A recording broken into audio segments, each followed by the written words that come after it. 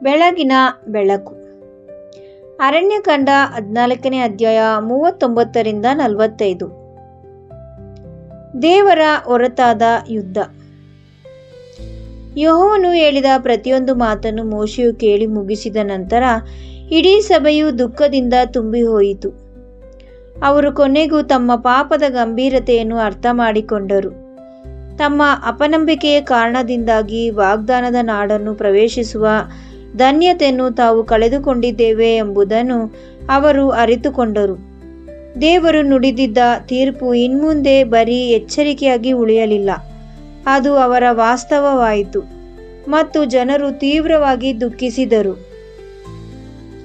ಮೇಲ್ನೋಟಕ್ಕೆ ಇದು ನಿಜವಾದ ಪಶ್ಚಾತ್ತಾಪದಂತೆ ಕಾಣುತ್ತದೆ.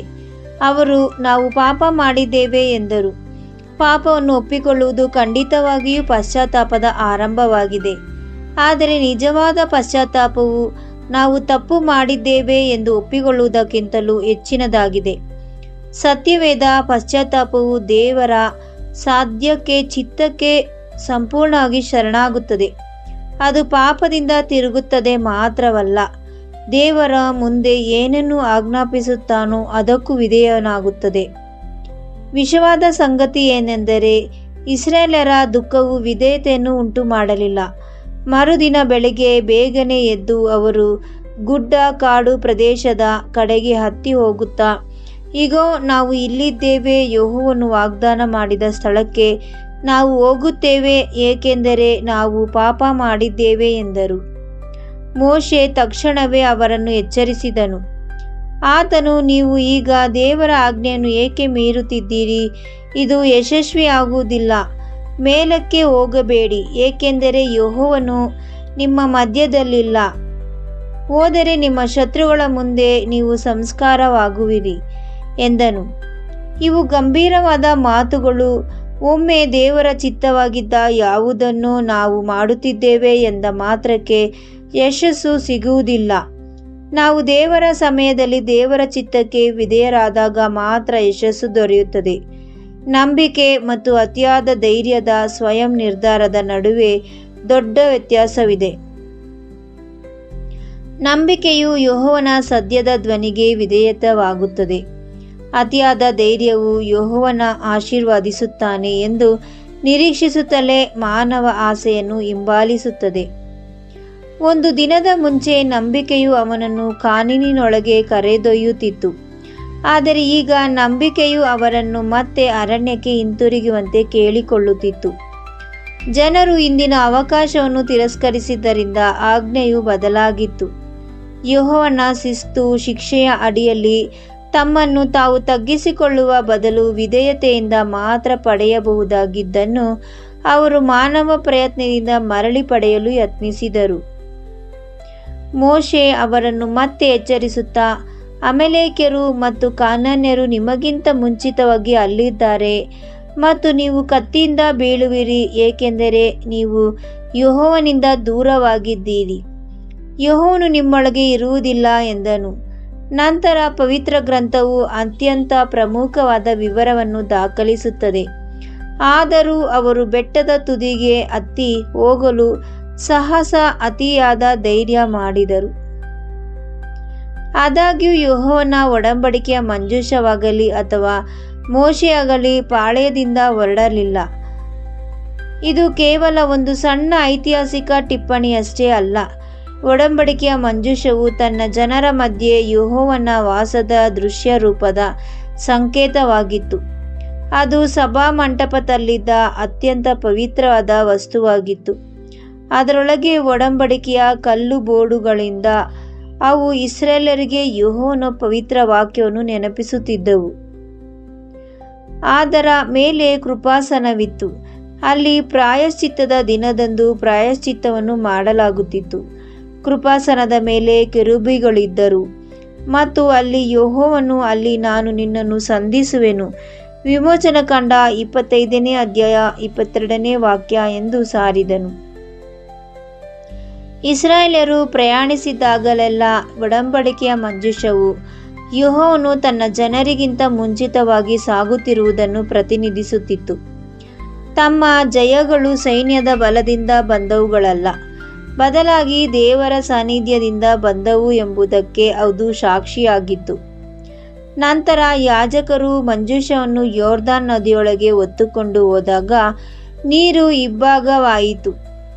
ಮಂಜೂಷವು ಜೆರಿಕೋ ಕೋಟೆಯನ್ನು ಸುತ್ತುವರಿದಾಗ ಬಲವಾದ ಗೋಡೆಗಳು ಕುಸಿದು ಬಿದ್ದವು. ಮಂಜೂಷವು ಒಂದು ಮಹಿಮಾಪೂರ್ಣ ಸತ್ಯವನ್ನು ಸಾರುತ್ತಿತ್ತು.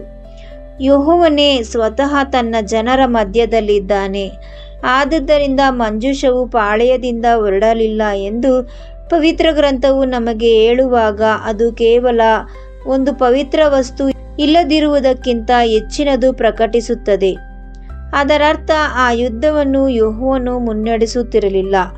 ಅದರ ಸಾನ್ನಿಧ್ಯವು ಅವರ ದಂಗೆಯೊಂದಿಗೆ ಹೋಗುತ್ತಿರಲಿಲ್ಲ.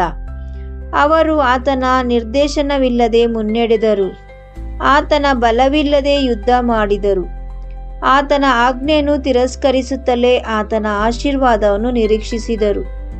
ಮತ್ತು ಮೋಶೆಯು ಸಹ ಪಾಳೆಯದಲ್ಲಿಯೇ ಉಳಿದುಕೊಂಡರು.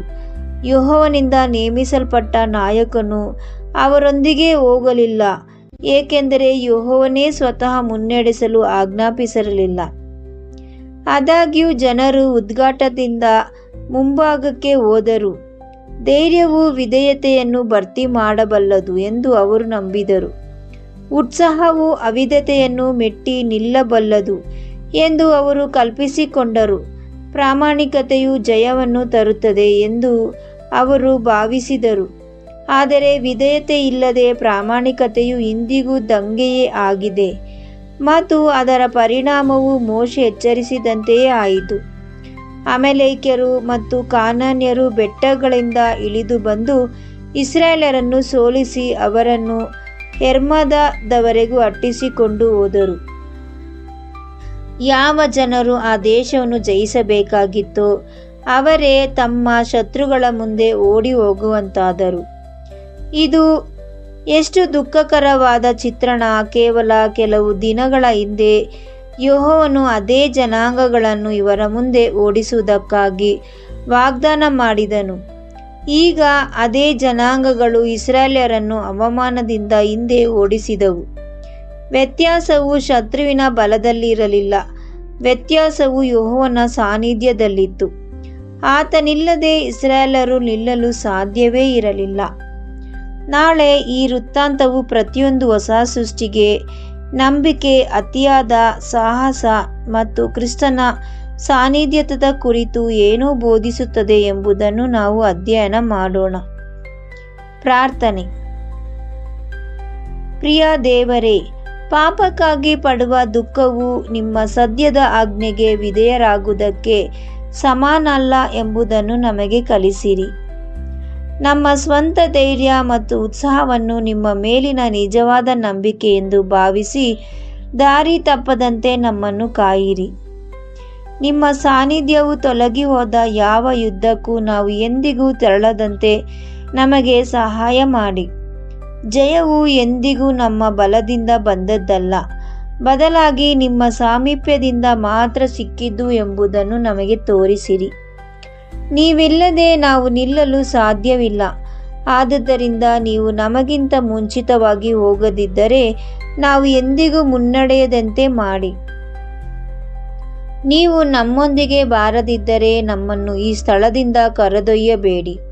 ವಿಮೋಚನಕಾಂಡ 33ನೇ ಅಧ್ಯಾಯ 15ನೇ ವಾಕ್ಯ. ಕ್ರಿಸ್ತನ ನಾಮದಲ್ಲಿ ಪ್ರಾರ್ಥಿಸುತ್ತೇವೆ ನಮ್ಮ ತಂದೆಯೇ, ಆಮೇನ್.